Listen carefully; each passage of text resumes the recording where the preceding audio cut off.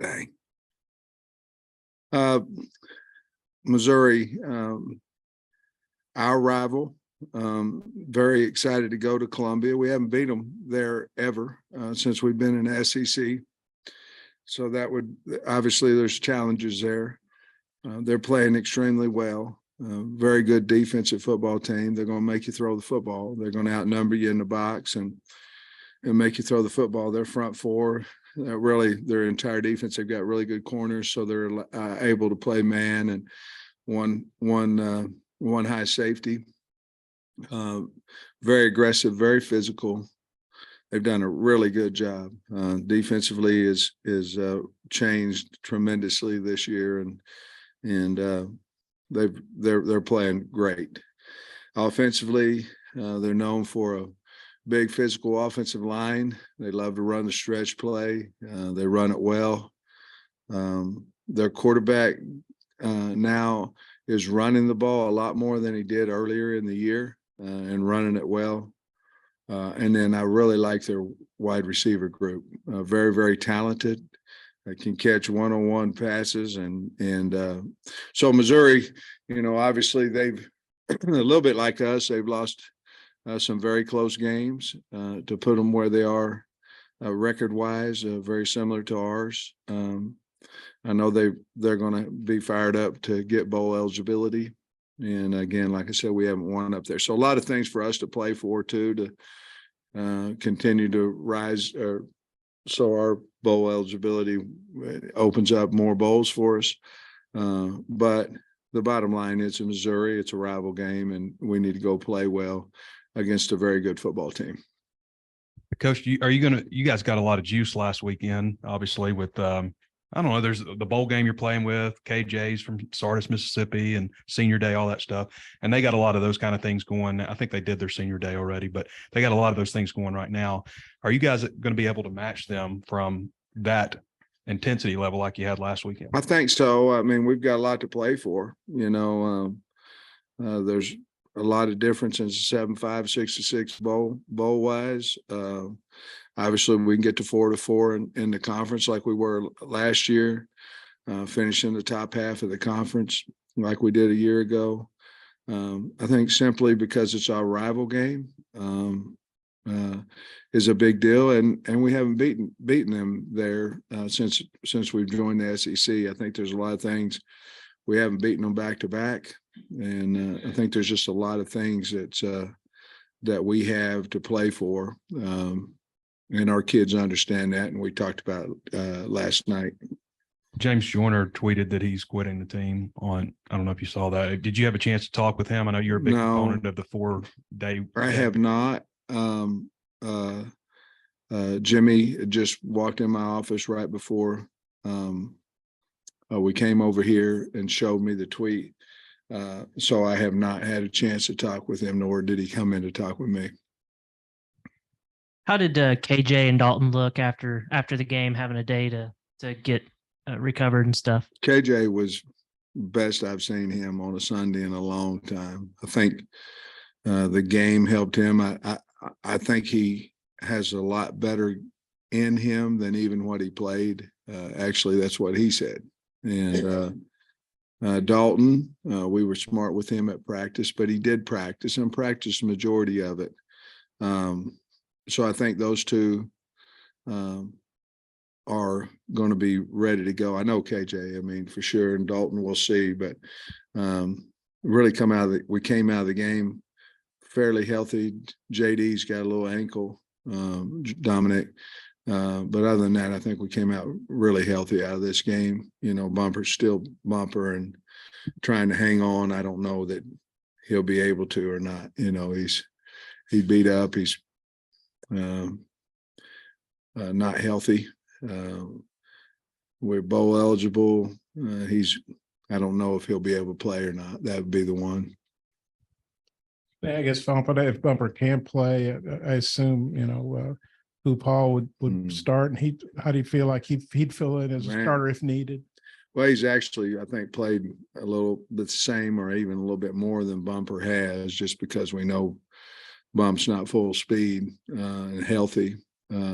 He's every game he seems to get a little bit more confidence. He ran away. He played well against Ole Miss, ran around, did some nice things. So we have confidence in him. And then that moves Crook up another spot too, as well, to get him in the game and let him play a little bit more. And I think we'll be fine there if Bump's not able to play.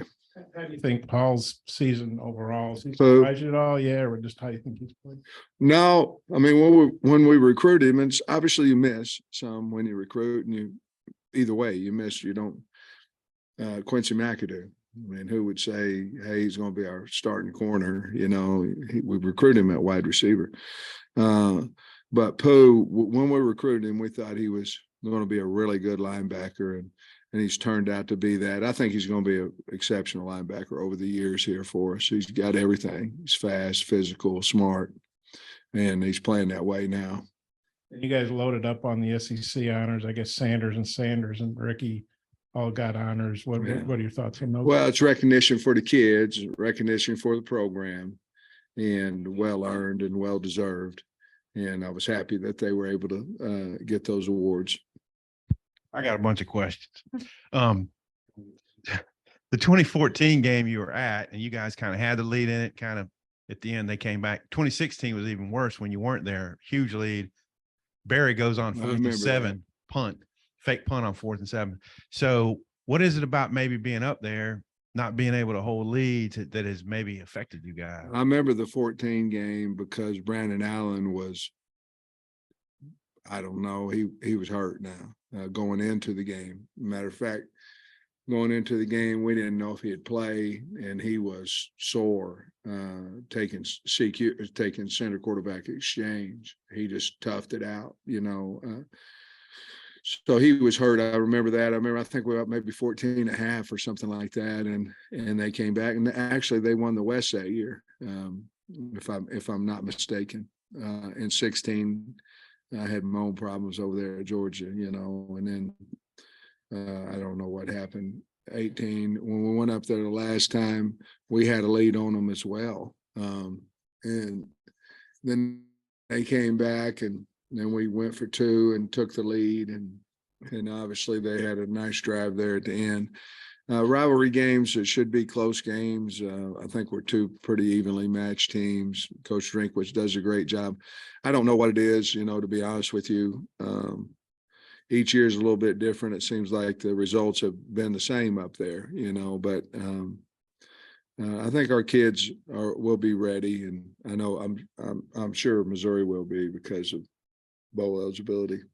The East-West game, Jaden Hazelwood, there was some tweet about him last week, and I know some Senior Bowl stuff has been coming out. Are you going to have guys at all-star games that you know of that you can share? Well, I've got a few, but I haven't shared that with them yet. I was going to wait because the deadline for them to get in it is after Friday's game. So I haven't shared it with them, but yes, we have a few. I think the only one really and his was sent directly to him, you know.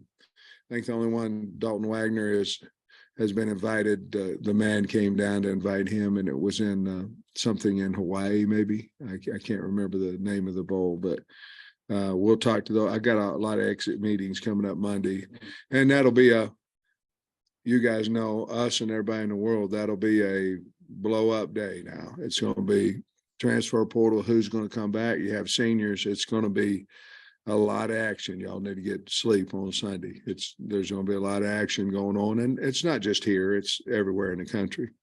So Hazelwood, I mean, maybe he thought he'd come here and play a year, but do you feel like he's going to go? Well, I don't know, because my meeting set up with all those guys like that, you know, Nichols, Blair, you know, those guys like that. I'm going to have a conversation with them Monday, and I'll know more after that. But it's just like the senior night. I was telling them all, hey, we can do this twice, you know. I didn't say that to Bump because he's already done it, you know, but I just said, hey, and I told the parents, you know, Luke Jones would be a guy, obviously we'd like to come back. So we'll just see. And it just depends on where their draft status is, honestly. And And do they want to come back for another year, or do they want to go into the real world, out there? So, but I thought about it, to be honest with you, about, well, let's have the conversation before, and that way they won't walk. And I thought, well, who cares? They get 2 footballs instead of 1, 2 senior nights be something to talk about. So we'll try to address all that on Monday. Is the Jordan Dominic ankle injury, is that something that might hold him out for this week, or do you know yet? I don't think it will. He was a little tender yesterday. I'll know more about it after practice today, but I would think he's day to day, but I'm leaning towards I think he'll be fine. And then last season, you took a lot of pride in winning all the trophy games, and now this is your last chance to get one before bowl season, obviously. But is that something you're talking to the team about, or are trophies less important this season? No, they're important. We just don't have them. We have this one. They're really important to our football team. I had been bringing the trophy into the team meeting, and I didn't. This one, I put a picture of it from when we won it last year. I'm trying to change the mojo on these trophies. The case doesn't need to be empty out there. And so obviously we'll take the trophy up there, and we hope we get it back. But no, it's a big game. I think Missouri has its place for it, and in their locker room, and certainly we have a place for it here. So we'd love to keep it. It is a big deal. With 2 games left, Satania, I think, can play the He next is, 2. yeah. You feel like maybe his role could be increased these next 2 games? Trey, I hope so. Certainly my philosophy, and what it is that once you get bowl eligible, or you're thinking you're going to get bowl eligible, you want to save one of those games for the bowl so they can practice with a reason, that they're going to be able to play. We have amped him up a little bit already this week. Obviously we we're thin at wide receiver, but we really weren't able to. We were able to look at him, weren't able to put him in our game thoughts because we were going to save him until this game in the bowl. So yes, to answer your question, that would be special teams as well.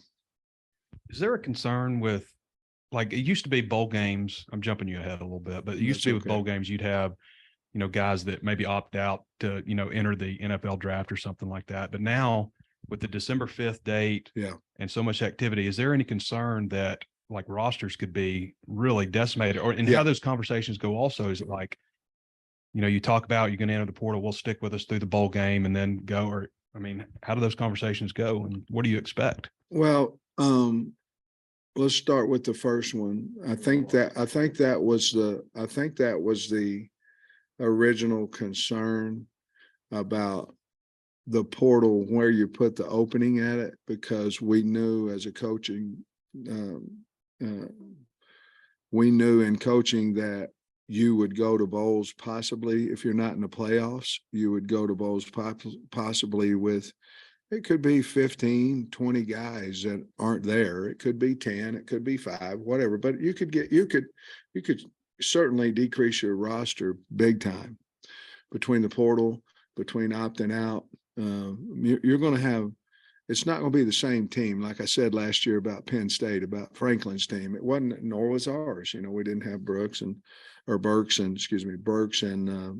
Trey Williams and those guys. So, but I think to be honest with you have to have it at this time so the kids who elect to get in the transfer portal can get recruited at another school. Now, if you're in the transfer portal, we won't take you to a bowl game. To me, if you get in on the 5th, that means that you need that time. There would be no reason to get in the transfer portal and wait till after the bowl, in all honesty. And there wouldn't, unless you just want to go to the bowl, but now you only have 4 days in January that you could find another school. So if they know that they're going to transfer, they come in, they do it the right way, then we'll help them and help them find, if they want, we'll help them.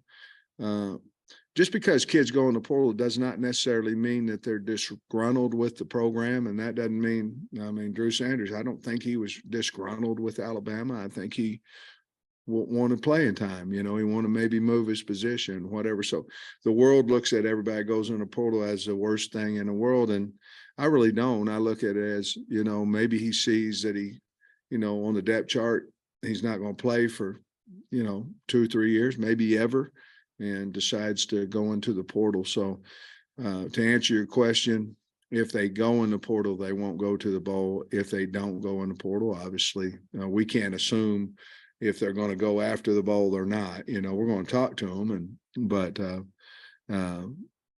that's kind of our deal. And if you're going to go to the draft, I believe that you need that. You're not going to play in the bowl. I believe that you need that time to start preparing for the combine and all those things. And we don't take like Burks. We didn't take him last year. He understood, but if you're not going to participate because of your choosing, then we won't. We don't take you. So anybody that you see going to the bowl, anybody that goes to the bowl with you guys, you don't see them leaving until maybe possibly the next transfer window. Yeah, to be honest with you, I'm hoping that if they're on the flight out to wherever it may be, I'm hoping that that's our team. And there is some quality good things for that too, because you have however many, 15 days, depending on what bowl you go to practice. And you can pretty much know, hey, this is bowl practice, but it's also spring practice with new guys sprinkled in. We got, Barry Bannister's obviously from Fayetteville, and he has, strong ties his family does to here. But he's having a pretty good, I guess, 6th year. He's a 6th-year guy like Dalton. Mr. Third Down. Yeah, that's right. He's got 30+ catches, over 1,000 yards for his career. Just wonder what you think about him. I love him. I think he's a really good player. He's a great option runner. He can catch a fade ball. But the reason he's Mr. Third Down, because he catches the football and he can get open. And I think he's had a heck of a career up there, and I'm really happy for him. And then, I'm sure it was hard to hold KJ out of that LSU game, but obviously it worked. He was healthy and played well. And you guys, how happy does that make you feel when you take a calculated risk and then it pans out like you hope it will? Well, one is always about safety first. When we played him against Liberty, he had played the second half against Auburn with basically the same deal. And so we thought it would be fine. And he was physically, he just didn't practice, and we found out that we thought he was abnormal. We thought he was Superman, and he's just a normal guy that needs reps during the week. This was what was his mind was messing him up, and then he had no shot, nothing. He just practiced all week and had nothing for the game. He didn't want it, and I didn't want him to get it either. I wanted him, if he felt that way, and played well. He's excited. He's back. Our team's excited. He makes the whole team better. But to go out there and do that, it makes you look like you made a decent decision, and Lord knows if I don't, I won't hear about it. So that's good though. I should have said that. Regarding Barry Odom, second time he's going to go back to Mizzou, where obviously he was the head coach. And what do you think this week maybe means to him and his emotions, extra emotions? Or I guess if you put yourself in his shoes and somebody lets you go and you felt like you did a good job, which he did, you probably might have a little chip on your shoulder. I imagine he would. And then you go to the other side of it, and they've still got kids on the team that he recruited. So, obviously there's a strong love for those kids that he coached and recruited. So you might ask him, but well, I guess you can't, can you? So that's why you're asking me. I would think that he would be excited to do it. He wants to, for him and his family and our team, he wants to perform well. Also with the love for the kids that he recruited. Coach, I don't know if you also saw this on TikTok, but it looks like an Arkansas fan made his way home with a pretty special Ole Miss souvenir. Do you know if the university is in possession of his helmet? And if not, do you have any statement for the kid who might have this hanging on the wall in his dorm room? You know, we're not, okay, A, I don't have TikTok, okay? B, I just heard about it. And so somebody stole a helmet, Ole Miss helmet. It's unfortunate. I mean, we don't have to do all that, and stealing and doing, we'd be mad if someone, stole ours when we was on the road. It's unfortunate. And I hope they get it back. There's no room for that. Our fans are better than that. We average 73,115, and like anything in life, it takes one guy to screw it up, and that's unfortunate. And I hope they get their helmet back. With Bumper, is it still the hip that's bothering him? Both. I can give you a list. Let's see, hip, 2 hips, a back. He'd beat up, and I'm telling you right now. About 5 weeks ago, I thought he's done, and we shut him down at practice and some things, and he beat up, man. But he's a trooper, and I don't know how much further he can go, to be honest with you. And I think with us getting bowl eligible, it could or could not be his last game. I don't know. So I guess, are you holding out hope that he might be able to recover in time for a bowl game potentially? Not a lot. No, not a lot of hope there. I don't know for sure, but no. I mean, he beat up. I had a couple of special teams questions for you too. I noticed Fletcher and Bauer both have gotten some work. Could you maybe talk about how that process is going? Well, I think we've been inconsistent there this year, and Fletch is our sky kick guy, and so we had seemed like a lot of those Saturday, and so there's still a battle, a competition, but we believe in both of them. But there's still a battle. Stein's hurt, by the way. Stein's got a finger that was dislocated or broke. I don't in the game. Does that mean he's out for Missouri, or do you know yet? Or could be, but we've got MVP, that went in there and did a nice job too. We're fine in that category, but that'd be the other guy I could think of. And then Stevens, I know there was the penalty on the play, but he did muff the punt. How confident are you in him, or could you maybe look at someone else? No, I'm very. If you look at it again, I mean, the guy was like that. The ball's coming down, and I'm very confident in him. That's a big penalty now, 15 yards. It's a big deal. We covered the ground with Quincy with you every week since he's been doing this, but he had a play the other night, a tunnel.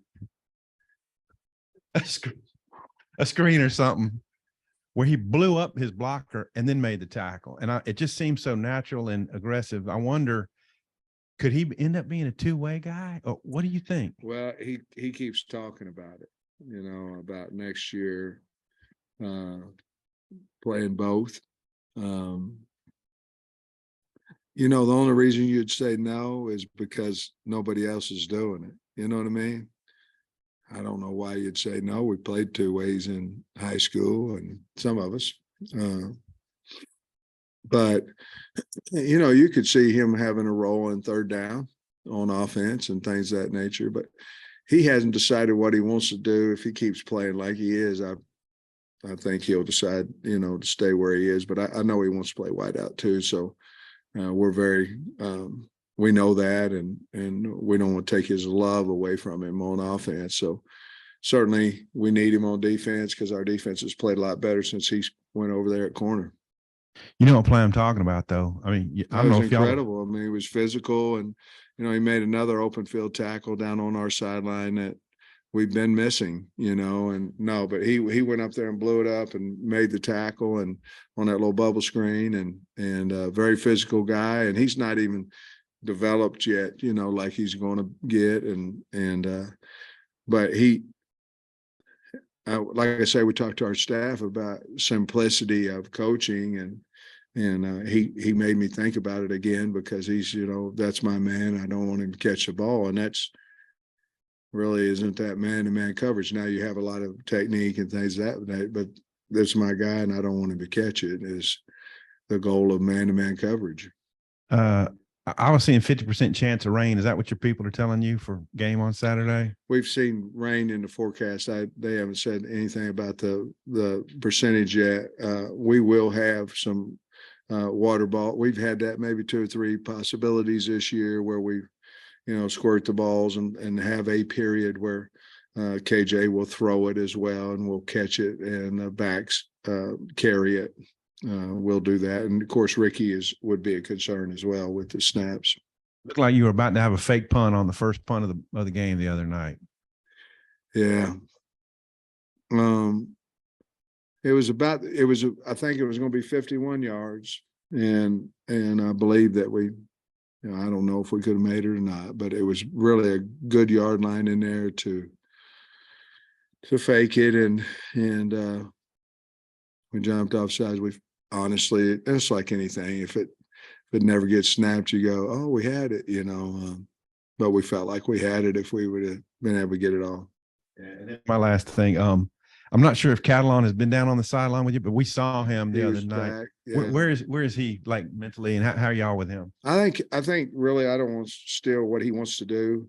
I would suppose here after the game, he'll put something out about his return or his not return. I don't want to steal his thunder on either one of those things, but we're in a really good place with Jalen, and he's he's been away for a while. He had those 2 injuries, and I told him just take some time off, get healed, do all those things. And so I've obviously had conversation with him, and I'll let him tell y'all when he's ready to tell you what his decision is going to be, whether he comes back or declares for the league. Sam, you talk about their defense being much improved. Outside of the Tennessee game, obviously they didn't have a good game, but what are they doing that's better on defense? They're stopping the run. I mean, you can't run the ball on them. I mean, they it's basically a 2 high versus 1 high thought process. And if there's 2 high, that means that you're taking somebody out of the box. If there's 1 high, you've got numbers. You declare the numbers. If there's 2 high, the numbers are even, and you got enough blockers for their defenders. If they're a 1 high team. They're going to outnumber you. They're going to have 1 more. Now you say, well, we have KJ. Well, that 1 more is assigned to KJ as well. So that's what's happening. They're going, you're not going to run the football on us. You got to throw it. And I think they're very, very confident in their secondary, and they should be. They've played really good ball, but they're going to stop the run. To me, that's what they do, and force you to throw the football. And I was wondering what the plans are for Thanksgiving and terms of, usually you have a team meal, family. Yeah. And is there anything in particular you're thankful for? I'm thankful for you, Bob. I mean, for all these great questions that you go, what? The team they'll be out around noon on Wednesday. We'll practice in the morning on Wednesday. Then they'll come back at 10:45 on Thursday, and we'll do basically that's the same thing we do on every Friday, and then we'll fly out there and get out there so we can eat dinner about 6:30. I'm thankful for a lot of things. I'm thankful to be the head coach at Arkansas. I've been married 36 years. I got my health. I don't look healthy, but I have my health. And when you look at your life and you look at all the things that you have an opportunity to do, and the good times and the bad times and all that, all those things develop you as a man, as a person. And I'm thankful for the hard times. I'm thankful for the good times, but the state of Arkansas has been really good to me, accepted me. And I'm thankful for that. And of course, I got a group of kids in there that believe in us and that are fighting their butt off. And I'm thankful that we fought back. And a lot of times you see teams at this point in the year and they don't. And we fought back, and we've got pride. And I'm thankful for my assistant coaches that they help instill that pride in the team, and let's go get our respect back. And yes, somebody asked me about what to play for. Go get your pride and your respect back. And we did in a small way. I felt like Saturday. So thanks for the question. I'm thankful for the question. Well, I got kind of a downer question after that. It was 42-6. Yeah. After going back and looking at it, were you guys just like looking at the scoreboard, 42-6, game's over? Or were you playing the Oh, no. pass? Or what happened? Oh, no. I can start with offensively. Offensively, there was no change except I wanted to use the entire 40-second clock. I told KB, you can do whatever you want to do, but let's don't snap it until it gets down. Well,